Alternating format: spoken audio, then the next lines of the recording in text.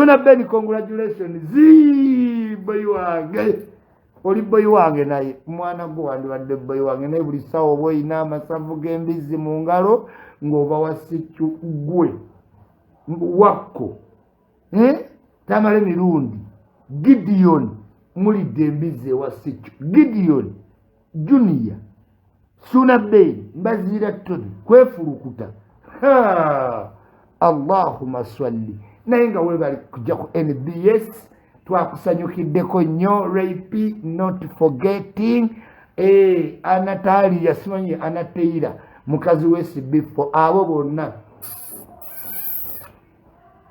omwana azingako kaliisa oyo kuva mu ssomero yankubanga kibooko omwana oyo ng'ayagala obeera successful ne tumugaa gwebeera successful feka tubeera ne successful after all ffenna we are enjoying yakola TV n'agimpa mbeera okwo naye talina gwatagula Madrid ya wano ba Barcelona ya wano mu TV kiriza oba gaana kati tubuzayo Farida Nakazi we ni TV mukimanyi tumukima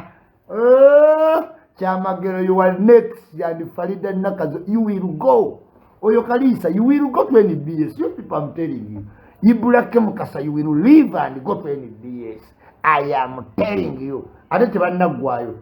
Anatalia mukazi we SB4 yawedde precious Remy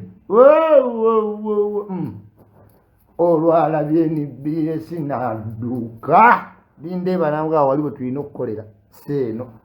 yambukako mu lifti mujja munyumirwe nga tunyumirwa ku NBS nga wali zisikulini bino byemukolera abantu ng'eno waliyo entebe simanyo naakyusa kebo eno osoma update eno waliwo abasalaasala nedda bambi jangu olabe baddagala sirwanga bebabeeramu abo abampi beepanka ddagala sirwanga roja katsi babawazi kamera jangu olabe bijje mumasi bayiculi tweyagalira ku TV eri maama w'abaana omwana yakola wabweru awo nze ne Sandra Liyani nakagatto nanyini kagatto ayinza opipimpyawo olubina tu nasongoza olubina abaana bajja luyisa mukokofinga gwe lusongoze nnyo naye abaana beeyagalira wali case official mira ziri wali era Suna Beni ogenda onyirira baku bino badoyingira mu bigalagigalaji titi mwana wa mama Suna Beni mwinayo abani yakabi naye nkugambye jangu olabe ebyakabi ku NBS naawe obere olabe ku bisiranduhusire tebamuwasa waliyo kiriki Isabella kisoma live at 9 nekasumba nange nze nakirina na juzi kigonda kyampa aga kirina ips Suna Beni gyolabe ku bwana bwe NBS eyo TV yajjula omuvandimwe jangu nze siriva ku NBS bigenda nebisiba amabinanga byambuka okukola Midred atwayise simanyi kino nekiyitawo Isabella ekirala nekyeyisawo simanyi n'abakooba ebyana biri ku NBS nze isima siriva ku NBS ya obi wange yasoma kuba successful nze nensoma obani successful buli muntu n'abaape sega kati ndi CEO Senge Empala Nakini Kalisa janninako oyo yalinga deputed boy Gombe nga ayinza tukuba kibooko z'esswala ng'oyinza okugamba yalaba ku nabbi omwana oyo n'olwo omukazi wa gundi oyo waawuma oyo omukazi gwe mulaba oyo yafumbirwa Sam Gombe oyo yali shekkati w'Egombe nga nsoma ng'oyo ye shekkati ng'ezoomiisinga esswala naye yafumbirwa Sam Gombe by'eddiini n'abivaako bakuba kibooko abaana abo Kini Kalisa nga deputed boy Gombe yayagalwa abasomesa bamwagale yalira mu staff room namulabirawo nenga sijja kukola bye bimu naye I know to position myself I will never get rich but I will penetrate the pipes of rich people yes nina ina ekisaawe bera na ina ekisaawe nina ina Palm Villas bera na ina Palm Villas nine yazimba state ya White House mu Uganda bera ne yazimba White House mu Uganda manyi speaker bera ngo manyi speaker ichuli yasinga okwekonectinga bafande ba police ba major general ba DPCs ba commissioners ku parliament oba mu state house chuli buli watuuka abera nyange ezijinga zeggula state house commission police CID ba generals mu barracks ichuli embozi buli wogenda ye connecting obulungi yamanyi Dangote yamanyi Nanyini TV yakolagana ne ba media personality ekikumba ya chefuga ba Brian zibe bakimanyi ba Juliana be bantu miya chuli yafuka tabu abanegezako bandeka ngenda n'ensolo sobya nimbayita munga tebalaba ichuli kasolo kazibu nnyo kagenda ka penetrating atali rujiwe simenya weyo ne wa Queen ndabika ngenda kuziika loud and clear sawa mmekanda beriza Diana ali esimba mu Elizabeth gwe you kuli kisama togenda fumbirwa omwana agambye ali yetitiwe mulise nnyo nze ya meetinga mu 7 nga nvudde Bulaya balala batuukira ku TV natuukira mu State House video ne tukola bali bagamba sirimulaba ne batya ba general ba commissioner ba DPC ba police ba constable bonna bakola mu bitongole bya government ichuli yaleta amazzi ne bawona ennyonta anti nze nyange gwe balabirako ebirala ne bitambula abalala twabakwasa ekisa tu inspirinze bangi batandise okudda ndi proud nnyo wendaba kino kifibi ekya infra trust nkyagala nnyo ekyo kikadaama njagala nnyo Kayanja president wa Bakadama njagala nnyo wenyini abalazero naganze Bulaya mwana aganye nzizeyo kate nabera wa tabu nnyo abavudde Abu Dhabi buli wamu osobola okubawo nodde kabano bamwenye naye okulaba Museveni ng'oli buloga webweru nojjolaba Museveni ani gwe wali olabe nga wamulaba wamusangawa ekyo kyayikyuli yekka mwana w'amaama kigezeeko olabe ojja kuva Uganda abakukyaze ku TV simanyi babakubeko mu mawulire mukyale ku YouTube channel okulaba Museveni chuli maanyi bw'olikola ekyo tuliyogera nava Bulaya ne tuka wano mu bbanga ttono nnyo nga ndi wa musabba emirundi eki bampe eddakiika 5 kwogera ne pulezidenti n'agobawo protocol twogera eddakiika 25 bantu bambuza buyisima wafuna kimwenale munkikubuulire tekimanyi ssente power bera ng'ovuga olabe engeri gye tugenda okukuyisa tukuyisa tugaa wacha wewe stop simama hapo power is better than money gwe ne woba olina formatic ng'ova Germany jangu oyise ku luguudo olabe fe tuziyisa mu one way fe tufuga wali ludda wanga tuleeta Museveni olyoka otugambeko otya ekyo kye nnafuna mwenale mbakiyita power gwe ifuna base simayisima yogera mu apartment jangu yimirira ku gate awo olabe ebiragiro kamata huyo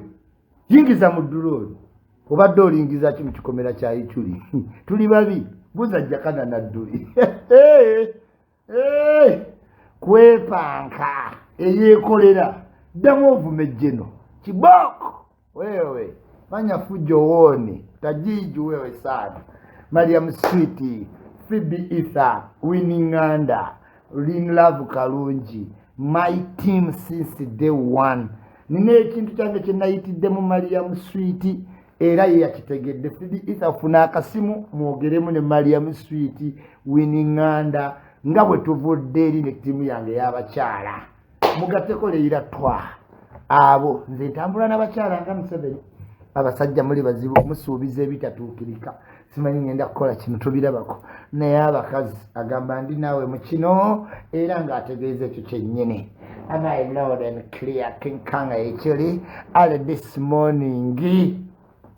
nga Museveni omulabako ki ova ebweru olabe Museveni omugambe ki Museveni tayagala abantu bavaako omusana oba ovudde Abu Dhabi eyokata Saudi Arabia omusana guba gukyakunyooka kugwaka nnyo Museveni yeegendereza yategeera nnyo ikyuli maanyi ababadde bagenda e London okulaba Museveni nga sako NRM chapter omukolo ogwo gwongezeddwayo oluvannyuma lw'okubanga Queen amaze emyaka 7 ng'alina 96 eyatufuddeko ng'ensi yonna eri mu kiyongobero nene neewuunya bannayuganda musimanyi Museveni akaddiye nnyo takyayinza tufuga Museveni alina emyaka 74 Queen afuga England ensi eziri civilized abadde 96 are you mad Museveni alina 74 tasaatufuga ng'ate England efugwa wa 96 waliwo balabyeko nga banyiiga nti Queen takyategeera ne prime minister yakalayira yabadde wa Queen ng'amubuuza naye golowooza basiru why did they say that the Queen is now senile ng'omuntu takyasobola kukola bintu no eyatereza economy ya Italy juzi nga bagudde mu economic crisis yali musajja Napoleano nga wa myaka 93 ideology is better than biology. This is biology and this is ideology. Ideology and biology. Pachamagiro ba ideology. Kati ba Queen ba ideology abadde mentally nga British Parliament yateekawo olugezigezi nti buli mando ino meeting nga Queen oyo omukazi muzibu nnyo mu politics nga England mbadde temugaana mutuleetako olugezigezi era simanyi Uganda America mugigenderere emanyiira bantu banafu weebuuzeemu America yali ekubuuliddeko ku demokrasi wa Saudi Arabia omanye enkolagana ya America ne Saudi Arabia gwe naye nga America tetwalayo demokrasi emanyiira banafu abawalabu terina kyebagamba genda olabe mu Saudi Arabia balina demokrasi watch naye America eyinza okwogera ku Saudi Arabia oba Iraq oba Iran bamanyiira Africa simanyi president waffe aluddeko atya Joe Biden is 80 walking around sleeping ne Queen abadde amusinga naye kye kitatambula mu America Museveni n'akalulu akajja ku ballot box him there already nyegenyege kiri kitya abanyegenyege kiri kitya gyali oba nedda nze ndi team speaker Anita Among siva wao ne engineer Magogo tulabula prime minister mama Nabanja walk slowly don't walk far tokola statement ezinyiza speaker ono MP wa Nupu wamulabe we yagweddalu ajja ne sente tenagasizirese nazijembigali simanyi si yazimpa nsaba kunsonyiwa agudde ddalu kumanyiira speaker never put the speaker in your mouth yagudde ddalu simanyi bazimpa simanyi nazireeta simanyi nazironda simanyi bankaka abanupu bankaka ebyo byonna kagabo byalimu babiyita teweemanyiizanga entebe gye bayita speaker bamutiisatiisa but we are strong team Anita Among we are very strong nyegenyege eyo woningi mugifunye munalaba oba munadde omwaka ogujja yagambye as a pure Catholic neŋŋamba ono ye speaker wangi young able-bodied speaker parliament ngeri gye kamuvinga Anita Among tuyambe Bambi tuyambe ebyo ebiziina bye bateeka ku mutwe mbu bino byabajjaji simanyi byabasipiika byagwa ne Kenya bajjaji tebabadde nabyo you were young girl ojjalabika bulungi nene bateekateekako agaziinaziina boowinyidde bannange mulekerawo ebintu ebyo olaba ne Queen afudde mulekerawo ebintu by'omusirevu trade simanyi mulekerawo ebintu mwe bajjaji najja nga yenna yeetimbye agaziinaziina agoba bagajjawa n'akutiisatiisa yenna jaji twabalabye Kenya as simple young girls teweetaaga kweteekako gaziinaziina bannange tuyivumirira agaziinaamu omuntu najja yenna nga bamubisa ogukira gw'endiga najja yenna nga akutiisa sipiika alabika obulungi yenna ne yeeteekako oguntuntu who told us to wear these bombocrat things byebiki bino tumanyiddwa lwa lack of confidence kati balagidde England buli muntu yambala black waabafu ani yabagamba anyway tebinkwata kuba black oba red oba green naye nkugamba ekintu kimu olaba ebintu by'ekisiddugani badde abantu bintu bali bivaako ddi simanyi jjaji najja ng'ayambadde agaziinaziina sipiika alabika obulungi ne bamuteekako agaziinaziina ebyo ebintu byaggwawo n'abazungu bennyini tebakyabiyina nze mbadde ngenda mu makooti esweden ntolya bajjaji ajja bwati ekenya temwabalabye bajjaji batudde basibye obusige basibye akavi. This is the new normal. Bannange mulekerawo emiziina nobawulira mbu land friend my land friend nga mukyakozesa ebintu by'omukolonialism. Which land friend? Mbu simanyi LDC simanyi judge judicial temunsiba nno kubamba gambyeko naye nga mutulabikira bubi ge mazima n'otuuka mu kkooti yenna n'anyinyibala abamu nno si abakaddiye kati nebamuteekako gukira gwendiga n'alyoka abeera muli n'ebigolubiro bitunoganonna ono biki byagenda okunsalira mulabikenga mu bantu mulekerawo ebintu by'omusirevu trade Uganda Law Society ne judiciary mulekerawo okwambala agaziinaziina nga mujja mu kkooti yenna najja ng'alya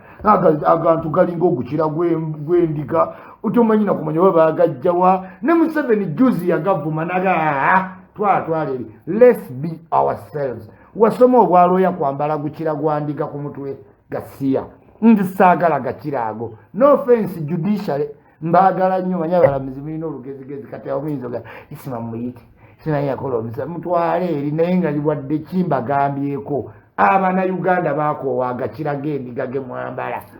Parliament speaker omuto najja nga yina bamubise kati tayebwa a young nice looking man najja nga yeesibye ogukira gwendiga ebikiri nze ne omumpa obwa speaker sigwambala kyensooka okugaana ikyuli kyensooka okugaana naze ikyuli nkigaanirawo saagala bintu bya mu colonialism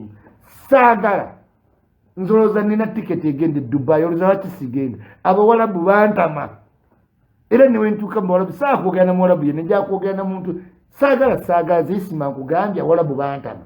senga Katonda yali asobola nandirinnye bulinnya nnyonyi nentuuka emakka wali ku Kaaba nempitawo wenti nenzira mu nnyonyi nga sirina muwalabu gwembuuziza nze abantu bampita okugenda Dubai njagala okugenda olaba Sebira Shediya manager wange Adija Kigozi yangulidde tikiti naye nkyanoonya amaanyi kubanga nze abawalabu balesisimu abawalabu yankeeta saagala kulaba ku muwalabu bulamu bwange ensi tombuulira olaba nabo baprofeti menke nze nali manyi profeti menke muwalabu bamala kuŋŋamba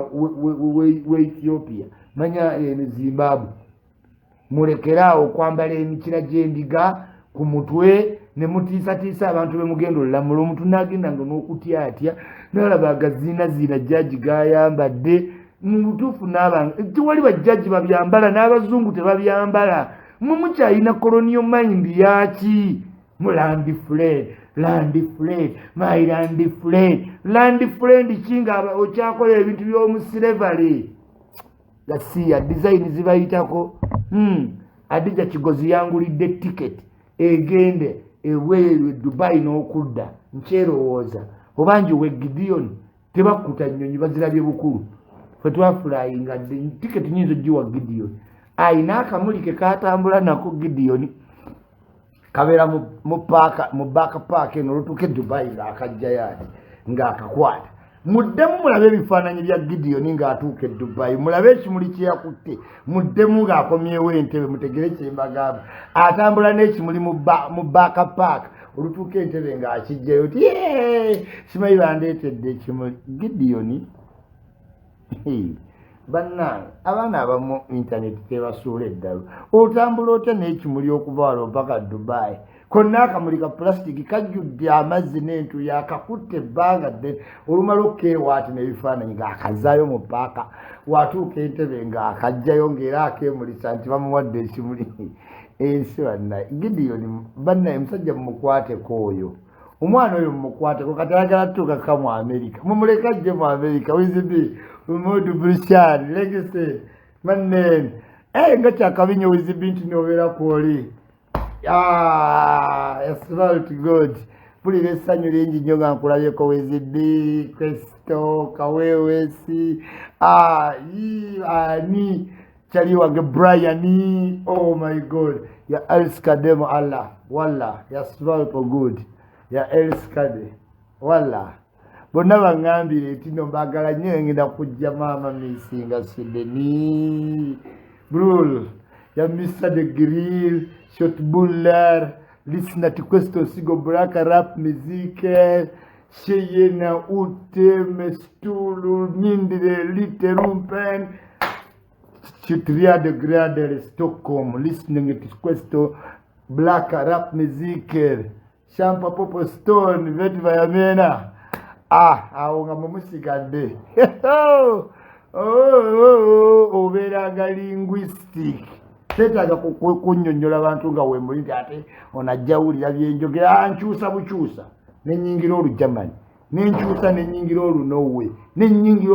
oludeeni tuziize nno bukulu tuli bakwasi tetweteekekako tukwata tetumanyi zino kasuku tukutte bukulu netwogera oluswiri abawizi bbi bazaalibweyo nebe twogera nabo sha agambe mina favorite yokomero brushal snot so foot some your can bw'oliyiga ennimi endala olyogera tunyigire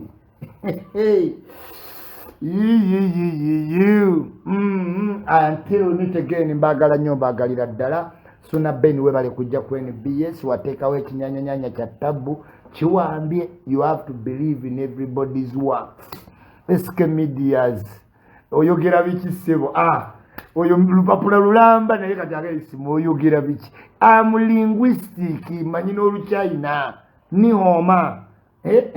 manyi nnimi ndi linguistic nkwata mangu this is why I'm called Ichuli mbagala nnyo mbagalira ddala abantu abali mu England